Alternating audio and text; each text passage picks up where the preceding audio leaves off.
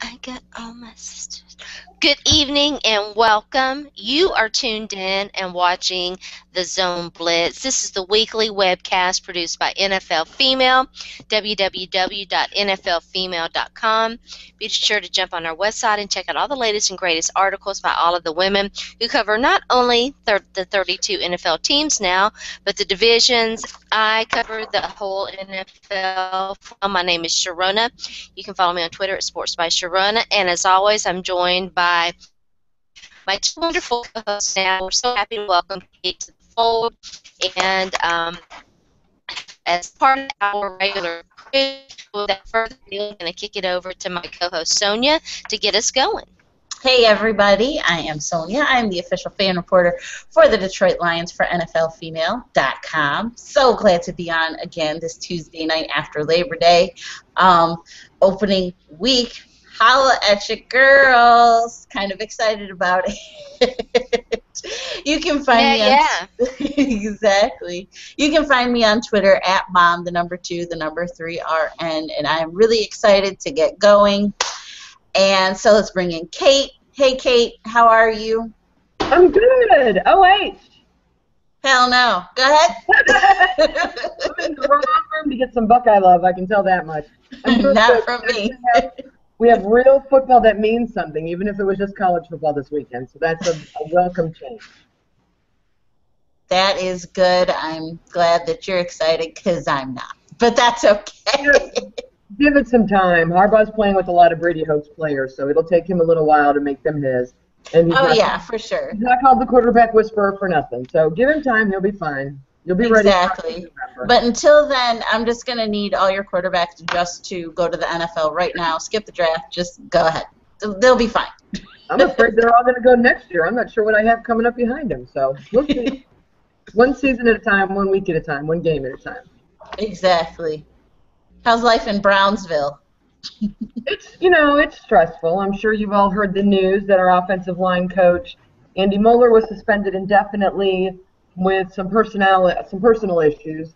The early rumors on Twitter were a DUI because he had some issues with that when he was with the Ravens.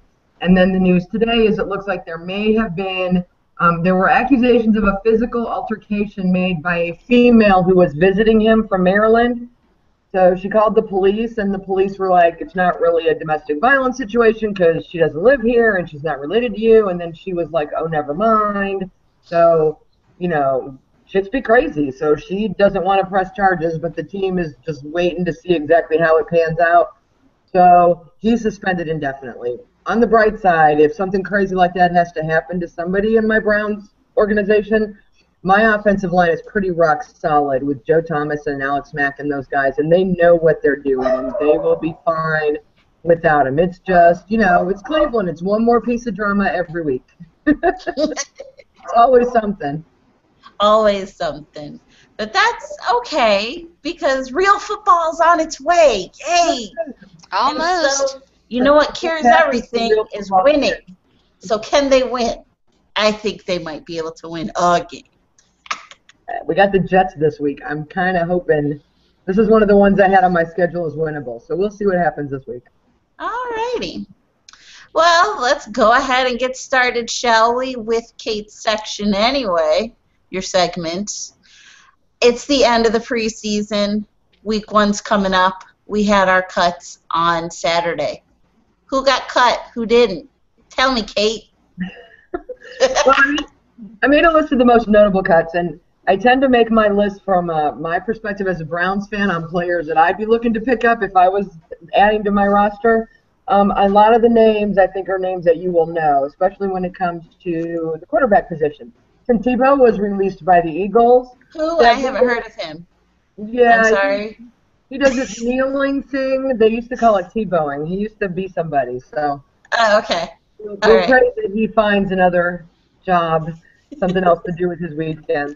The Browns released Thad Lewis, which was a surprise to everyone here because we're still not clear on the extent of Johnny Manziel's elbow injury, so it looks like the Browns aren't worried about it. The Bills released Matt Castle. They're going to go with Tyrod Taylor and E.J. Manuel as the backup. And then a bunch of guys who've been trying to find a home. Matt Flynn was released by the Jets, Rex Grossman by the Falcons, Christian Ponder was released by the Patriots and by the Raiders, and Ryan Lilly by the Patriots. That was the one that surprised me the most because he's only been in New England a short time. But I think the only reason they picked him up is because they were waiting to see how the Tom Brady suspension would shake out. So they needed a backup for Jimmy Garoppolo in case Tom was out for 4 weeks, and it looks like he's going to be playing since the suspension was overturned. And while that process goes on, I guess the Patriots decided they didn't need a number 3 quarterback. They're not worried about depth at that position at all. A couple of familiar names for fantasy football fans under wide receiver. Reggie Wayne, longtime Colt receiver. Was on some of my teams with Marvin Harrison back during Peyton Manning's great days in Indy. Has been with the Patriots for a few months. Apparently asked them to be released. I'm wondering if he's going to just retire now. If he's just decided after training camp that he's just getting too old for this and he just doesn't need to do this anymore.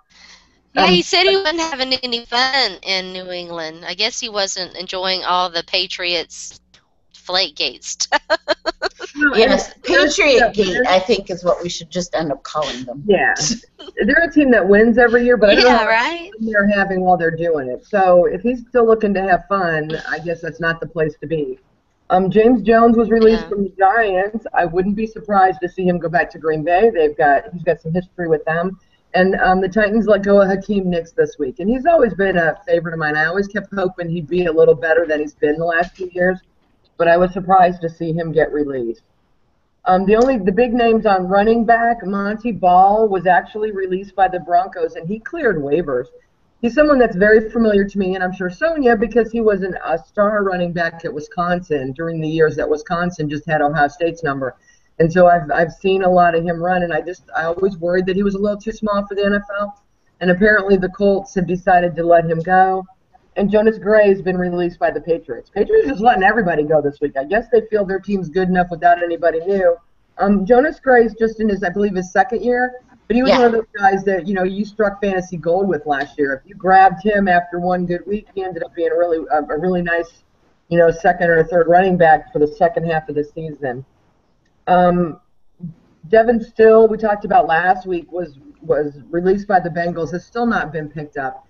And while he's a sentimental favorite for a lot of people, the reality is, if you know his story from last year, they had actually waived him and then re-signed him to the practice squad and then the active roster because of his daughter's illness. He wasn't going to make the team last year, and they did him that favor for a year. She's doing much better now. She's in remission, and I guess they decided from a PR standpoint it was okay to actually think about football this year and let him go.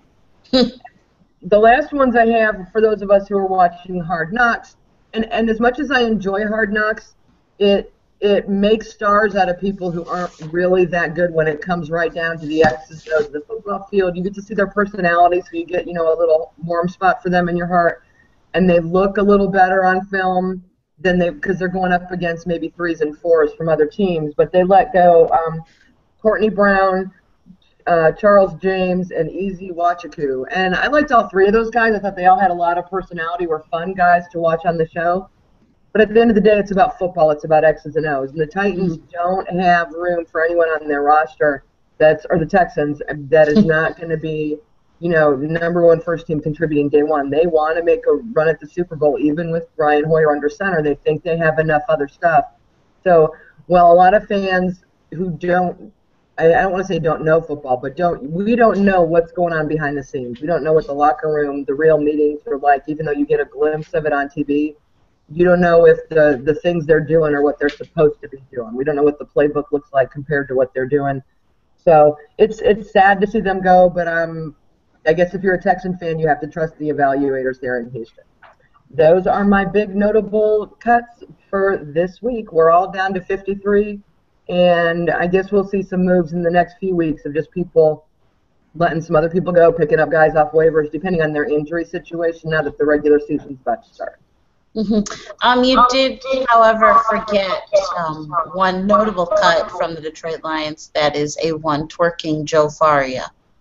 So Sonja and I cried real tears.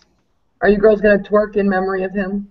We're hoping that he can take his twerking ways somewhere else. Exactly. We're hoping that we'll see him twerk somewhere on somebody's sidelines this year. It ain't over till it's over. I guess you guys can see my blanket back there. That's okay. It's a nice blanket. It's a cute little blankie. Awesome blanket. Yeah, Libby tries to get the blanket, and she gets the no-no look every time, but she goes for it every time. That and my pink blanket. But yeah, that was the big cut coming out of Detroit, and it was really kind of strange, just Twitter-wise, just because apparently he blocked like a lot of fans over the past like month or something. Don't know why he did all that. Like a lot of the fans that he blocked, I guess some of the fans that he blocked were just regular old fans, just tweeting, "Hey, good job," or supportive type stuff. But yeah, he blocked. That is strange. It was really strange. He blocked a lot of people. He had that strange little tweet incident where he maybe not accused Russell Wilson of encroaching upon his territory. Exactly, encroachment. 5-yard penalty. Keep first down. Illegal hands. No. Exactly, illegal use of the hand. Yeah. James.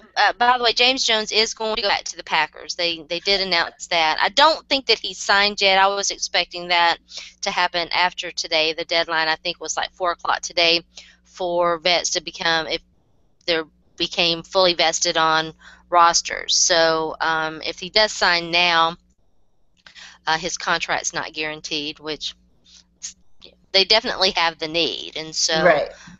Yeah. Because Jordy is lost. Nordy Jelson's gone, and Randall Cobb is all banged up and stuff. I own a lot of Devontae Adams in fantasy, so I'm keeping an eye on that situation kind of closely. Plus, I have Aaron Rodgers everywhere I could get him. Which wasn't in all, to be honest, was like only maybe 2 or 3 leads, because people were figuring me out because I tweet too much. I'm an over-tweeter. Hi, I'm Sharona. I'm an over-tweeter. And that's okay. We love it anyways. But yeah, no, I thought James Jones signed a 1-year contract with the Packers. I was going to say the Patriots, but no, the Packers. We've all got Patriots on the brain. We do. We have Patriots on the brain. Monty Ball's been in big conversations with the Falcons, so I expect to see that announcement tonight if it hasn't already been made. Yeah, and it looks like Hakeem may go to the Saints. I saw he was visiting the Saints, so... Fred Jackson was another one. Was he released by the Bills and then picked up by Seattle? Is that how it went? Yeah. Yes. Okay. They need a backup for Marshawn Lynch. They need someone to give him a rest every once in a while. And Pete Carroll seems to think Fred Jackson's still got enough in the tank to do that for him. So he should have a fairly light load there, and he should have a decent season. Yeah, and we should mention the trade that I had been hoping and praying would actually take place, and it finally did. Christian Michael traded to the Dallas Cowboys. Yes. For a late-round pick. A young guy, super talented running back from Texas A&M that may get an opportunity to make some moves in that backfield. It's a crowded backfield, one to keep an eye on. Well, yeah, that was a good blockbuster running back was the trade of the Browns' Terrence West to the Titans for a draft pick and some magic beans. That really surprised me, not from the Titans' perspective, because David Cobb's been placed on IR with designation to return. That's a rookie running back they selected in the 5th round. But I was surprised for the Browns. He showed up to training camp one day in a T-shirt and shorts and was just like walking around, and the coach was like, "What are you doing?" And he's like, "I don't have to practice today." And they're like, "Oh, you need to practice today." And they had some words, and they sent him back to the locker room, and he got dressed to practice. He's got a little more attitude than I think our coaches like in someone who's only in his 2nd year in the league. He wasn't as prepared as he needed to be, and I think they felt that Isaiah Crowell proved enough last year that he could be our number 1 back, and as soon as Duke Johnson clears concussion protocol, I guess they felt that 2 was all they needed, and that Terrence was causing too many problems in the locker room, just wanted to let him go. I think he'll be a nice backup for Sankey down there, and he'll get his opportunities. And he's got some nice moves, and so in the right play and the right alignment on the field, he could do something special for Tennessee when he gets in. So yeah, I wish him all the best. The rumors have been floating here for about a week that were starting to leak out that the coaching staff wasn't real happy with his preparation and behind-the-scenes attitude. So they don't have time for attitude here. Well, speaking of trades, the Titans made another one that wasn't terribly shocking to every one who had been paying attention, but one that I had maybe foreshadowed a little bit. I was talking to an Atlanta Falcons guy, Scott Karasik, who writes about them, covers them, and Andy Levitre, a guy that we got from the Buffalo Bills. Well, he left in free agency. The Titans picked him up in the 2013 offseason and paid him a lot of money, and he had underperformed, and so they traded him to the Atlanta Falcons, who definitely had need along their offensive line. And Andy Levitre is a offensive guard. He plays on the right side, so a guy who fits into their scheme a little bit better and should help their running game. And I have bought heavily into Tevin Coleman, and so I'm sort of happy about that. And he got the nod. He's going to be starting this week. Hey, nice. Yay! That's always good. So, Ooh. I was about to say, where'd you go, Sharona? I'm Now, gone. how did some of these moves, how do you think they affected fantasy-wise? What do you think are some of the bigger impacts fantasy-wise? Yeah, I think the James Jones move is one that's kind of interesting to me, so I'll start with that one. Randall Cobb has lived his career being banged up, and I think that he'll be okay now. When is he going to be 100% and all of that? They're definitely young in their receiving core. They don't have really an established tight end yet. They've got Devontae Adams, who is entering his second year, and some younger guys coming in behind him. So early on, James Jones might be a guy to keep an eye on, although I don't know, once Randall Cobb's healthy and Aaron Rodgers starts to get some rhythm. I think it possibly affects Richard Rodgers and Andrew Quarles maybe more than it does Adam. So I don't know. That's a situation to keep an eye on. And real quick before I let Kate weigh in, the Terrence West thing. Bishop Sankey looked pretty good in like one preseason game. Very underwhelming in another one, and it's kind of been a little bit of an up and down off season for him. He underperformed based on some people's expectations back in 2014. Ken Wisenhunt definitely likes to rotate his running back, so Terrence West could be a guy. I had expected David Cobb to their rookie to maybe come in and get some goal line work, and I think that you might see Terrence West be that guy. Not necessarily a change of pace guy, but a guy who could vulture some touchdowns early on. Okay. I mean, I could see that. From a fantasy perspective, I think Monty Ball still has some value. Wherever he ends up at, he's going to get some carries, he's going to get some yards, and he's going to get some touchdowns. He's like a 13th, 14th round pick right now because people aren't sure. You don't want to go in case he doesn't get picked up by anybody or in case it takes him a couple weeks. But he's got some. And I think Hakeem Nicks also has some late round fantasy value again because he's going to land somewhere. Reggie Wayne, I think anybody who had him is dropping him. I don't think it's simply a matter of it wasn't fun at the Patriots. I just think maybe football's not fun for him at all anymore. But I definitely agree that James Jones, anyone who already had him is happy with him, and if anything, I think his stock will go up. With Aaron Rodgers being under center, you're going to see a lot of targets and whatnot, especially in a PPR league if you are. So I think from a fantasy standpoint, he's probably got the biggest upside of moving teams. Mm-hmm. And he hasn't been gone that long. That's something to bear in mind too. He hasn't been gone that long. He spent 1 year in Oakland. The Packers haven't significantly changed their offense. I think their quarterback's coach went to the Giants and is their offensive coordinator, but their offensive coordinator is the same as it has been, and take it from there. I'll be back. Okay, sounds good. Oh no, I hope she's good. I understand. I'm doing a fantasy football draft right now while we're on because I'm we started drafting at 8 o'clock. It's a 14-team league, and good Lord, these people are taking 2 full minutes to make decisions. We're in round 14. It doesn't take that long to make decisions at this point in a fantasy football draft. So I'm trying to multitask. And I'm drafting too, so there you go. Sorry. I had a cat that was kitten that was fixing to I was pretty. All right. big crash. So we're in round 14. I need a running back. Matt Jones from Washington, or do I take a flyer on Monty Ball and hope somebody signs him? Round 14? Yeah. Is that nobody else is available? That's about it. I mean, it's a 14-team league. There's very few people available. You know what I mean?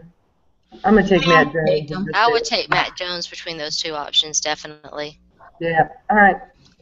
So, Is this the PPR league, did you say? yeah. I mean, if Monty Ball got signed and held on to the football, he's perfect for a PPR league. Yeah, but I'm maybe around 16 if he's still there. I'll grab him up. Well, no, I'm with you you. You definitely take Matt Jones because he's not even signed yet, and there's really no guarantee he's going to be. Right. And like I said, we're in round 14 with 14 teams. Pickings are slim at this point in my draft. My starting lineup is all set. I haven't picked a kicker yet. I'm pulling a Sharona. Maybe I won't draft a kicker. Oh, Lord, please draft a kicker. Eventually. I picked up a kicker in that league that that hubby Greg got all mad at me about, but it was Blair Walsh, and apparently he's missing them left and right. So, good move, Sharona. Exactly. I think Blair I Walsh. corrected that, and I did pick up my defense in the other league too. So I've set my rosters. I'll tweak them one more time right before the game start on Thursday, and so I've got 11 fantasy teams this year. I am Girl. Girl. You are crazy. Thankfully, 5 of them are best ball, so I don't have to worry about it. But still, that's 6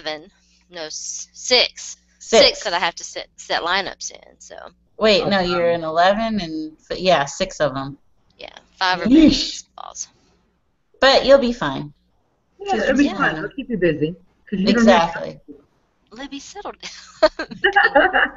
Bombarded. The kittens have finally settled down. They're usually pretty chill. They see me up doing things. I'm talking to you ladies, and so they see me doing stuff. They're like, let me be all cute and jump around, and so she'll pay attention to me too. Me. They love you. They're adorable. They love you. They really are. They're adorable. So let's move on to my unsung hero real quick, and then we'll get into Sharona's hot takes. Straight up with Sharona. Because she's got some hot takes this week, you guys. So let's get into this. My unsung hero for the week is a St. Louis Ram who really has done some pretty decent things.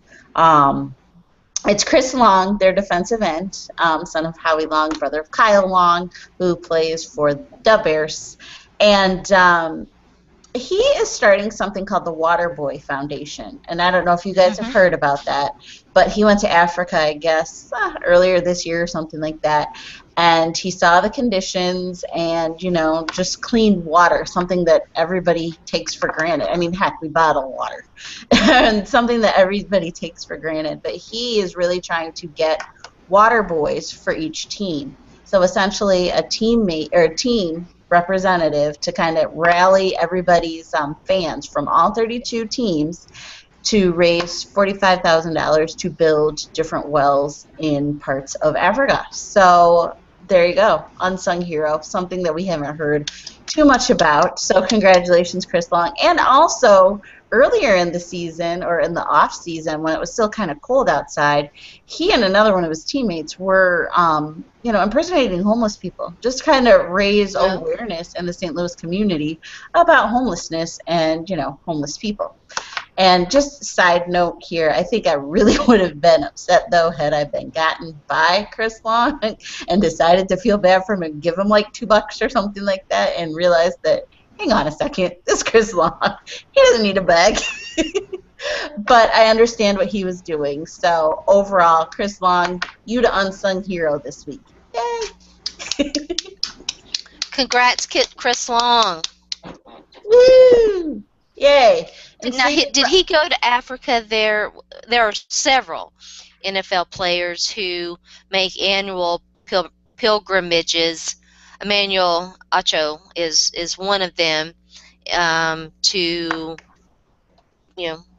perform good works. Was he part of one of those, or did he go on his own? Do you know?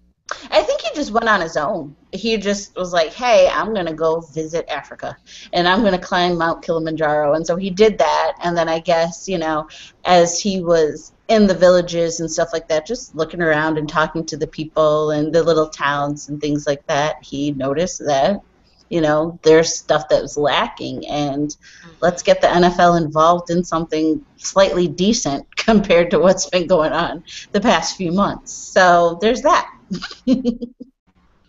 Very, very, very awesome. Kate, do you have one? Do you have an unsung hero? No, I'm terrible.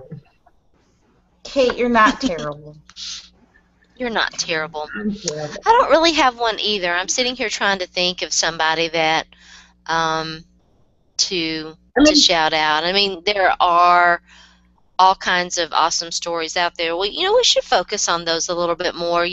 We're always after the hot takes and talking about, Patriots Cheating and all of that, and it would be nice to focus a little bit more, maybe do a little bit better job of that in future shows, helping showcase some of the guys who are doing good stuff off the field rather than, talking, and I'm as bad as anybody to, focus on the hot stuff, the hot takes, and, not necessarily, help with the promotion of the guys who are doing wonderful stuff. And as much as we talk about, the NFL and the NFLPA and some of the head-scratching things that goes down, there are legitimately good programs that not just the NFL guys, but the NFLPA and the NFL are involved in to, help, improve the lives of others, and we can, I think, focus on some of that stuff a little bit more. But you should definitely cover the other stuff too. Yes, oh yeah, you should. And then besides, once the season gets started and the games really get going, we'll be able to really, unsung heroes of games and things like that. But then also, who's doing what in the community as well. That's always a good little thing too. So there's that. One guy I know of, and I feel like a homer because he happens to play for the Cleveland Browns, is our #1 tight end this year, Gary Barnidge. And he came from Carolina, was a Carolina Panther, and he started a charity, or started working with the charity when he was there, that helps buy shoes for kids who can't afford shoes. And I know he's working with them even though he's up here in Cleveland. And one of the things that he does for the fans that's kind of cool and kind of unique, and I actually got to do this 2 seasons ago, his first year here, is on Wednesday nights on Twitter, he tweets out trivia questions. And the first people to get it right, he takes them to the movies on Thursday night. So I got to see that Tom Hanks movie, Captain Phillips, which I would have never seen if I hadn't gotten to go that night. And at the time, Brandon Whedon was our quarterback, and Gary brings another 1 or 2 players from the team with him, and then he buys the tickets for 10 fans. You have to buy your own popcorn and drink. And then they sit, talk to you for like 20 minutes before the movie starts, and then they go to the movie with you. So I sat next to Brandon Whedon at the movies and had pictures taken with him. But it's kind of cool that he interacts so much with the fans, and that other players that he's friends with will come out and hang out with you, and it was just kind of a cool thing. So that is cool. That makes him a hero, but it does make him kind of an unsung, quiet dude. So anybody who follows him can participate in the trivia on Wednesday nights. You just have to be close to Cleveland to go to the movies on Thursday if you win. Oh, that's good. I like that. Yeah, that is good. And a lot of guys hold those little, contests like that. Oh, by the way, isn't tonight the last episode of Hard Knocks? Yes, and your boy Bill O'Brien is super excited to get rid of the camera crews. I bet he is. He said that this is probably the happiest day of his life next to getting married and the birth of said children. Ah! Oh, goodness. Poor Sharona with her pet life. It's all good. It is all good. I'm going to let you guys meet the best kitty. This Hi, is best Smokey. kitty. That's Smokey. This is the orange and white tabby. Hi, sweetheart. And she loves her. Oh. So do you guys watch Hard Knocks live, or do you DVR it and then watch it later? If anything, I'll just DVR and watch it later. But I really haven't watched too many Hard Knocks just because I kind of know that it's real, but it's not. You know what I'm saying? It's like, like you said earlier, they just kind of gloss over it. Mm-hmm. And, I want to know, like, the real stuff. They spend a lot of time in-depth player interviews and stuff. I think in previous seasons, we got to see more of I like the coaches' conversations when they're talking about cutting people and what they're looking for and what helps them decide between two guys, or listening to two coaches, fight to keep their guy. It used to remind me of American Idol, but and then argue over who gets to go to Hollywood or not. But I feel like they've gotten away from it and they've made it less football and more entertainment. Yeah. Which, yeah, it's staged. That's all it is. It's staged. The last time I watched Hard Knocks, Vontae Davis cried and called his grandma as he was being cut, and that just I was like, I can't do this. Is awful. I'm not gonna watch this crap. It makes me sad. So yes, that would make you if I want to watch what the Hard Knocks stuff, I'd watch Ballers, which nope. Why not? Because I don't want to see that. I don't want to see that. I don't want to see us glorify that stuff. I understand. I don't know that it glorifies it, though, because while they get away with some of it, they have been pretty good about, getting caught by the women in their lives and getting taken to task, getting cut by a team for not behaving. There have been some penalties to that behavior throughout the season.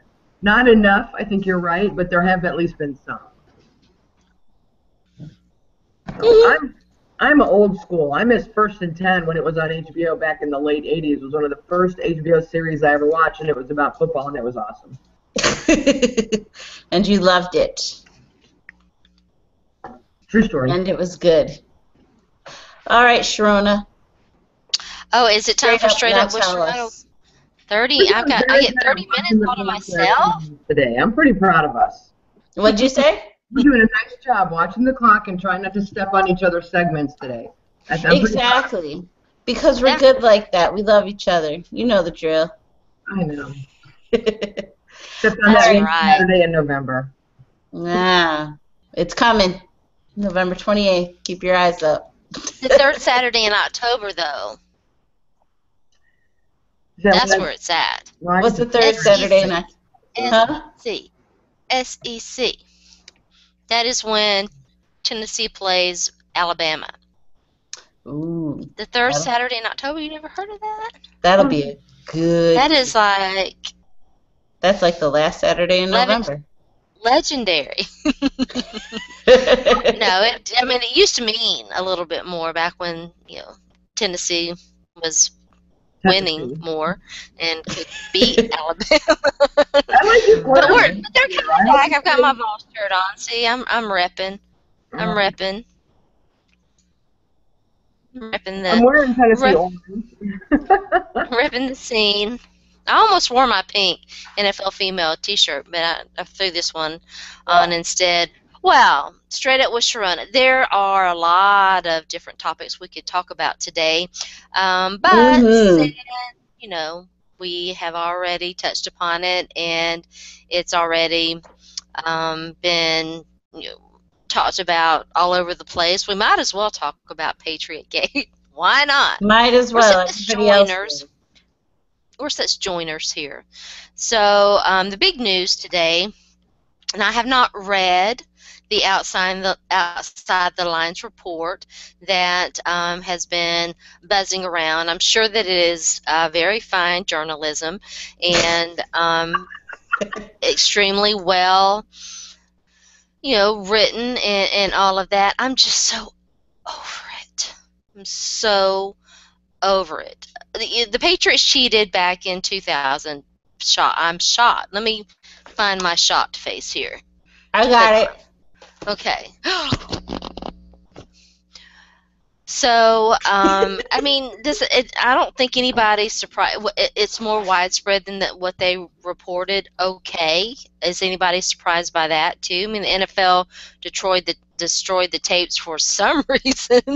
They didn't want any, and apparently, did you guys catch? I didn't. Again, I haven't read the report, but I saw this on Twitter.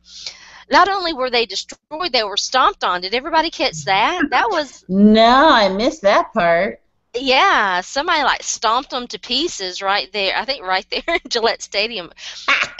I mean, the NFL tried to hide all that. Okay, I'm shocked, and I don't mean to make light of it because I do think that what is in there is extremely serious and not a good look for the league. But until something changes, I don't know. I mean, what's the purpose now? I'm kind of like Marshall Falk. Marshall Falk went on Rich Eisen's show, and they asked him. He was talking about the Super Bowl where the Patriots beat the Rams, and there were allegations that they had stolen, calls and whatever. And he pretty much confirmed that they felt like their calls had been stolen, and that's what he was saying too. I mean, it's more of the same stuff, and why rehash it unless it's going to make a difference? If it's not going to make a difference, if it's still going to be the same old stuff, then does the NFL? Is it about ratings? Does the NFL need these ratings? I mean, I don't think so. I don't think they do. I mean, at some point, the league's going to get too cute about all of this stuff, and I know we all love our football and whatever, but it's going to become counterproductive to them to try to sell all of this extra special drama. And I would hope that that would be a concern or a consideration. I don't know that it is, though. Well, what's weird to me is the Patriots are already the evil empire. Everybody already hates them. They're like the Yankees in baseball. Either you love them or you hate them. But it's because they're good. They win 10, 12 games every year. And I can't believe they're the only team who's deflated footballs or spied on other teams or tried to steal signals. And I cannot attribute all of their winning seasons to cheating or whatever you want to call what they're doing. They're just good at football. And so to Sharona's point, I don't understand what the point of this is. You can't go back and punish them. There's nothing you can do to change what they did. This is something that should be, these are conversations that Roger Goodell and the owners should be having behind closed doors so that they can create rules to stop this from happening in the future. There's no point pointing fingers. There's no point naming names and saying, well, the Patriots did this, and the Seahawks did this, and the Falcons did that, and the 49ers did this, and so we're going to make all these special rules so that they can't do that anymore. The NFL product is amazing, and the last thing you want is for any whiff of cheating, of scandal, as far as, I want the games on the field to have integrity. I want them to be played right. I don't want point shaving. I think it's really hard to do point shaving in football the way you can see it in basketball, or have referees or umpires that are calling things. You can call, you make a call in the final 2 minutes of a basketball game, you can change everything. There are a few calls in football that can do that, but for the most part, that's why you have red flags now. That's why coaches have they have the booth review in the final 10 minutes, is to just avoid any conversation that a ref might be on the take, that he might be fixing games or anything like that. And so the NFL's never really had a problem with that. And by doing all this talking about the Patriots and all the different ways they've found to cheat over the years, it's like, I don't understand the point of why you would bring this to the forefront, unless they think Robert Kraft has too much power as an owner. But there are 32 owners, and to me, they seem pretty evenly matched. It's not like, they have all these meetings where they have these votes and they vote in big blocks, and the Robert Kraft group gets what they want over everybody else.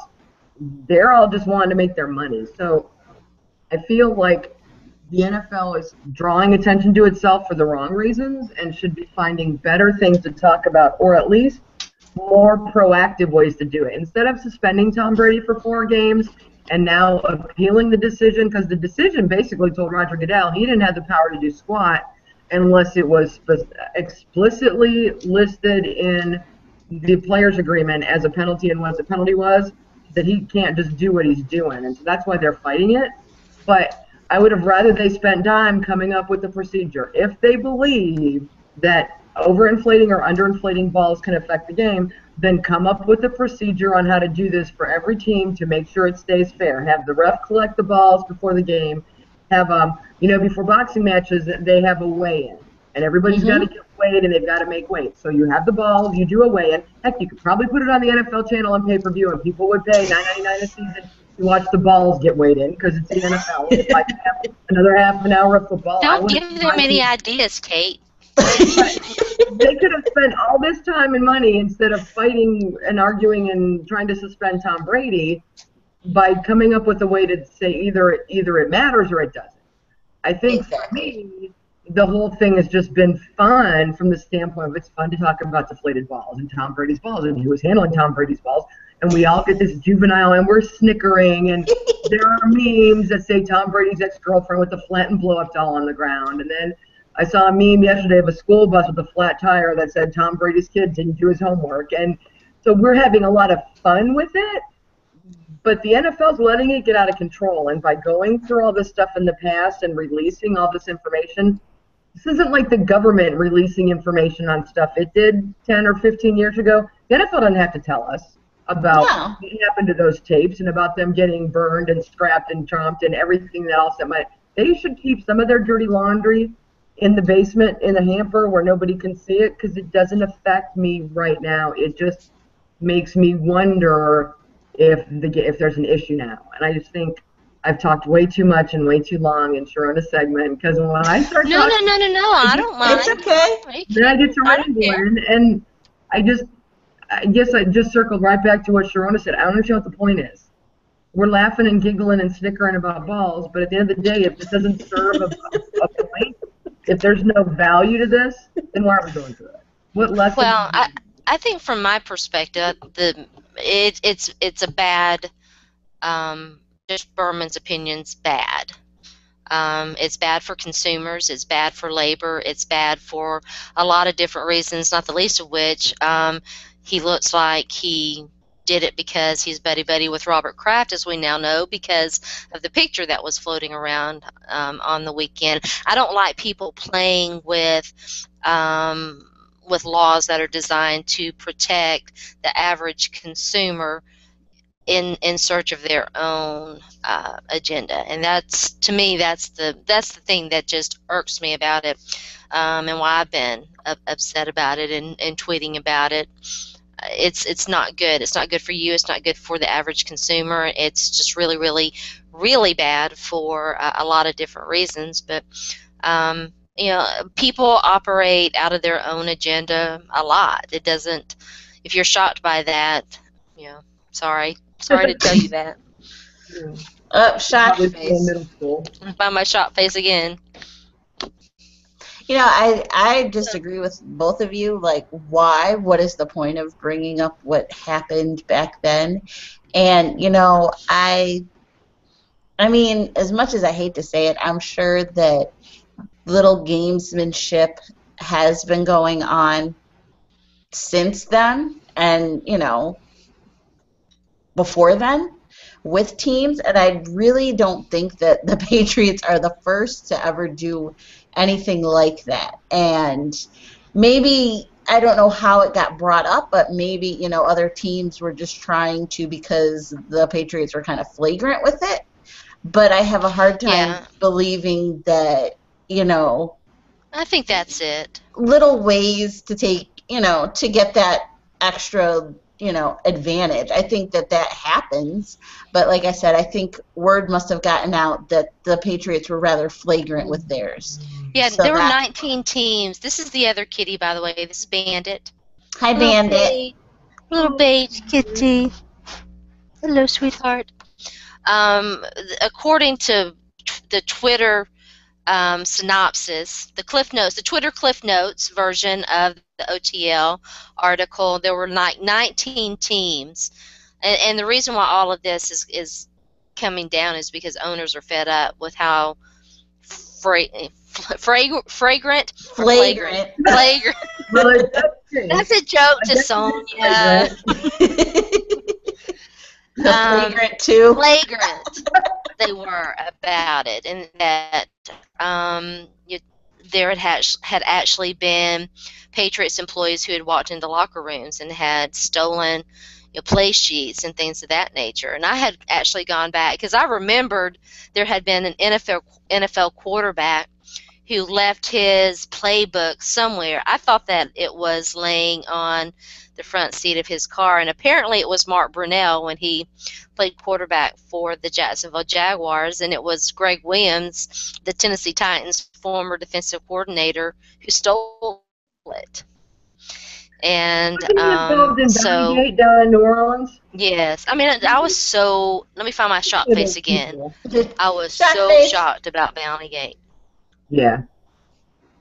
I just find it interesting that it was the Ravens, right, who brought up the Deflategate, allegations in the first place, and who said that they thought this was going on, and now they're just hiding under the woodwork. They don't want anyone to know they brought this up. I think they're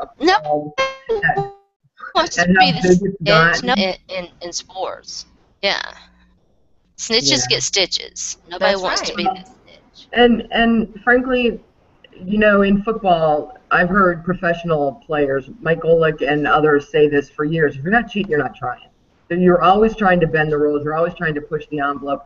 I draw a line at breaking into a guy's car and stealing his playbook. Yes, that is wrong. Try to find ways to, or having a bounty system to intentionally injure players. Yeah, you don't take away a man's livelihood. But my general manager suspended for 4 weeks for texting the sidelines during games. I know. I forget who it was that tweeted this out, but I felt over. Johnny Manziel, but apparently, theoretically, he could be watching TV and he could see something on the teleprompter, and then be texting that down to some guy on the sidelines who, I don't know, could be looking at his Twitter at the same time. I mean, it's ridiculous that, and I think the only reason that Ray Farmer suspension plays into this conversation is because when the NFL asked him about it, he immediately handed over his phone, all the records of all of his texts. He hadn't deleted any of them. They got to see exactly who he was texting and what he was texting to them. And yet Tom Brady's phone is gone. Yeah.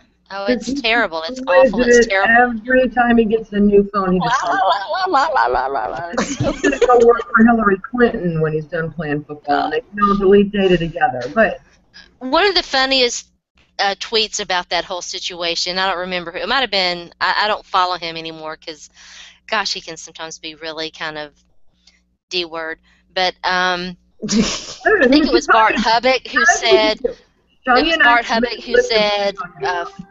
Patriots GM tweet sideline, we stink, 4 games. Tom Brady tampers with balls, 0 games. It's pretty funny. We stink. Do something. 4 games. I mean, I think that's the other part of it. I think it's the selective enforcement. Exactly, and that's where everybody's just all up in arms. Yeah, because and it's it's legitimate enforcement, and like it's legitimate. It's very legit. And what'd you say? You think T.J. Ward or Tom Brady's going to ride for T.J. Ward? No. Oh yeah, I mean, come on. Where are all the think pieces for T.J. Ward who got suspended a game for fighting in a strip club? Exactly. If you can't fight in a strip club, where can you fight? I mean, I think that you have to do it. But the point is, that's an off-the-field thing that doesn't even affect the on-the-field product. Tampering with the football affects the on-the-field product, but people are defending that, whereas they're not defending T.J. Ward, who's just out trying to get some snatch and, doing his thing. Well, and you're back to what you said, selective enforcement. His behavior in the strip club, you can look at Pac-Man Jones, you can look at Plexico Burress. The league has a well-documented history of dealing with these guys who get into trouble in those kind of places, and this is the kind of suspension you get. Because there is no clear-cut policy on deflating a ball, I believe that because we thought Ray Farmer would appeal the suspension to the team. Well, there is. I mean, and that's kind of the thing about this whole is there's definitely guidelines. Tom Brady definitely knew about them, but the judge is like, oh, I didn't give him that piece of paper that said you can't cheat. I mean, and like somebody said, that's unions. That's what they do. Well, that's absolutely. But no, it's not. I mean, that's. I'm sorry, this cat. It's my 16-year-old sneaking out her bedroom window and me catching her and saying, you're grounded. And she's like, why? And I said, I told you weren't allowed to leave the house. And she's like, well, I didn't leave out the front door. I crawled out my window. I don't see crawled out my window anywhere on the rules. You know what the rule means. Exactly. Yeah, I mean, you shouldn't abandon common sense. What the rule was, and the judge nitpicked a lot of that, but he basically cut Roger Goodell off at the knees. So he doesn't have a choice. He had an easy out to walk away from it, but the way that ruling was worded opens up the door for every player to suspend, to fight almost every suspension, and it took some of his power away. And I think he needs to seriously consider some kind of a review board to look over these penalties and to look over the infractions, and then to come to, if he wants to have the final say on how many games, it should be, clear cut and dried. And maybe that's what the next CBA talks about, because they've pretty much gotten all of the safety measures they wanted. So maybe the next CBA is going to focus on, punishment, and here are the rules, and here's what happens if you break them, and we'll be very, very clear on every single one of these silly things and just redo the whole thing. They did a part of it last year, but they just need to revamp the whole thing. But at the end of the day, some of these men need to quit behaving like 14-year-olds who have never been told no, and they need to start behaving like men. You know what's right, you know what's wrong. Common sense needs to rule the day, and common sense says it's good to win, but you can't win at all costs, and there are lines. And when you blur the lines, which apparently the Patriots have been doing since 2000, other teams get tired of it, which is why, I think as Sharona said, 19 other teams have lodged complaints and accusations. And everybody wants to take the bully down, but if we wanted to, we could probably find 19 teams to complain about something the Titans did, or something the Falcons did, or something the Seahawks did. They just didn't win as much as the Patriots did. Exactly. Empire, it's easier to pick up. That's kind of the weird thing to me. Aren't you ladies like, they don't even need to cheat? Why are they cheating? They're bad cheaters. They shouldn't be cheating. Because do they even need it? No, they don't, because they're a talented group of individuals, and somehow, some way, Bill Belichick gets them to play. And he can put anybody pretty much in that system, and boom, there you go. I mean, if Danny Amendola stays healthy, he is a very, good wide receiver in that system. But he's Danny Amendola. He's got to stay healthy first. But he can get people to play. That's probably his biggest thing. I agree. Yeah, it's pretty crazy. Mm-hmm. Definitely crazy. All right, Sonja, give us a week 1 preview of the Lions. What's up with the Lions? Oh, we have the San Diego Chargers here, or actually we go out to San Diego next week, and big game because Lions don't do very well on the road. We haven't really, played well against winning teams on the road. Not that they are winning, but everybody's 1-1 or 0-0 at this point. That's right. Everybody's undefeated. Everybody's undefeated. So it's going to be interesting to go up into San Diego and see what they got. Phillip Rivers has come off a decent year. He just got his money, so now it's just time to see what's going to happen there. Big question mark out here is for DeAndre Levy. He hasn't been practicing the past couple days. Not too much is being said, so of course everybody is starting to panic and freak out. So I don't know. I'm not too concerned just yet, but if he does not play, and I'll know game day obviously, but if he does not play, then our chances of winning and that's go down when the fight started dramatically. So that's who we got. Looking to see the emergence, though, of Amir Abdullah because the Chargers don't really have that great of a run defense, so that'll be kind of fun to see. Yeah, it definitely will be. And they've got, they've got an interesting backfield situation, too. They've got a fantastic rookie. Is Melvin Gordon going to be the next Monty Ball? I don't think so. No. But you hear a lot of people talk about system and running backs when they talk about him. I think that he's very talented. I've bought heavily into him in fantasy football. Then there's Danny Woodhead and Brandon Oliver, so kind of little interesting situation. Of course, they're wide receivers. They've got Keenan Allen, and they've added Stevie Johnson. A lot of people like the addition of Stevie Johnson. So it's going to be offensively. It's going to be a good test for the Lions, don't you think? I think it'll be a very good test just to see where they're coming from and where they're going. So I think it'll be good. I don't know if they can pull off the win, though. I really don't. Yeah. And a lot of people are concerned about, the loss of Sue, the loss of Fairley. Yeah, we'll see. We'll see. It's going to be a tough one to win. Yeah. I see. You got Haloti Nada and Keaton Johnson. You'll be fine. Yeah, that is true. Yeah, I was going to mention Haloti. Yes, Haloti. Sounds like he's off pup and playing and everything.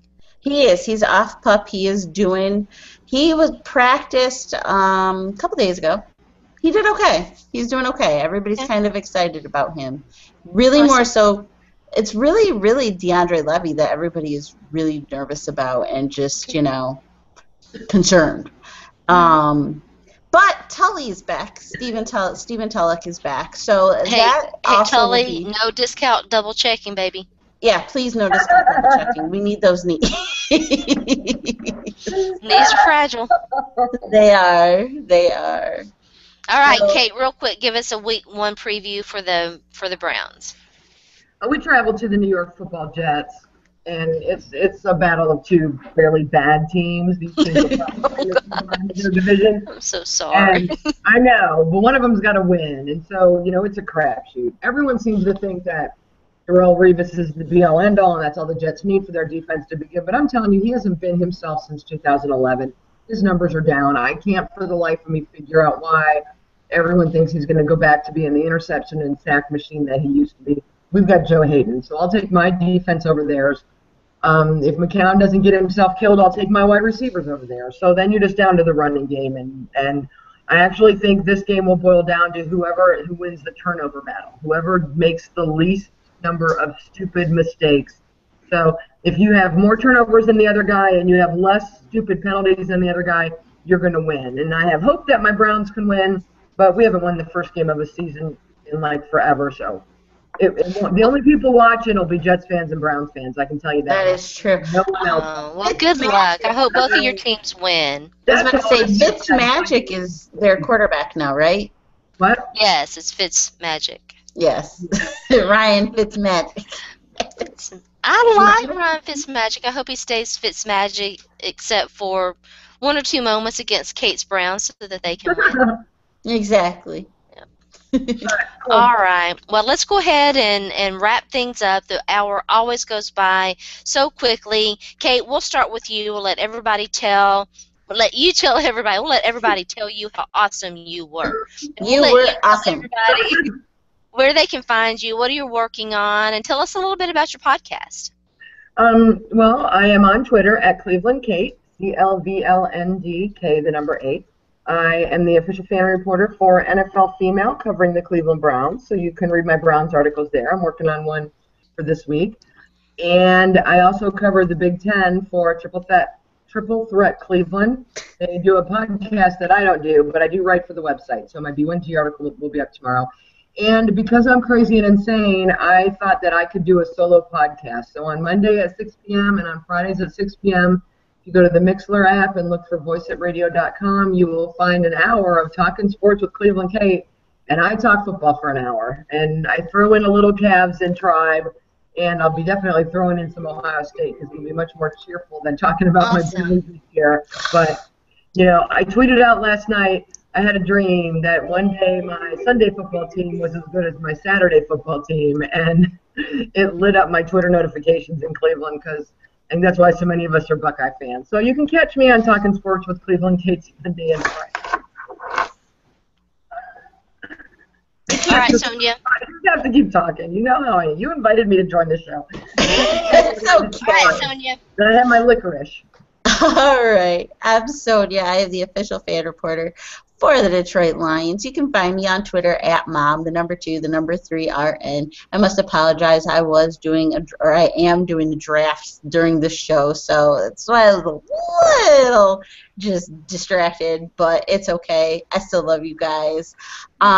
Make sure you check me out on NFL Female, writing up my articles, and I'm calling it this year the Pride Report. So stay tuned for the week I love one it. Pride Report. I know, I was looking up all sorts of stuff about Lions and things, and so, yeah, found a bunch of stuff out. So, yeah, I'm calling it the Pride Report, so check me out, and, yeah, get at me. Awesome. Well, I am Sharona. You can follow me on Twitter at Sports by Sharona. You can find me at NFL Female. You can find me at Pro Player Insiders. You can find me in the morning on Back Talk with Sharona. We're going to be talking about the Washington Redskins team. Did a very neat interview with Jamar Hudson talking about the Redskins, and we'll be talking about the Broncos, and then we're also going to weigh in on Jen Welter and Floyd Mayweather, so stay tuned in for that. That'll be good.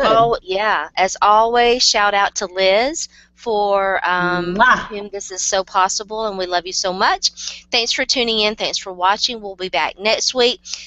We've been promising you guys free casts. We really want it to happen. We want to make it happen. So fingers crossed. Hopefully we'll get that going soon. If not, we'll be back at the same time, 9 p.m. Eastern Daylight Time, 8 p.m. Central, on the Zone Blitz by NFL Female. Have a wonderful evening. Good night.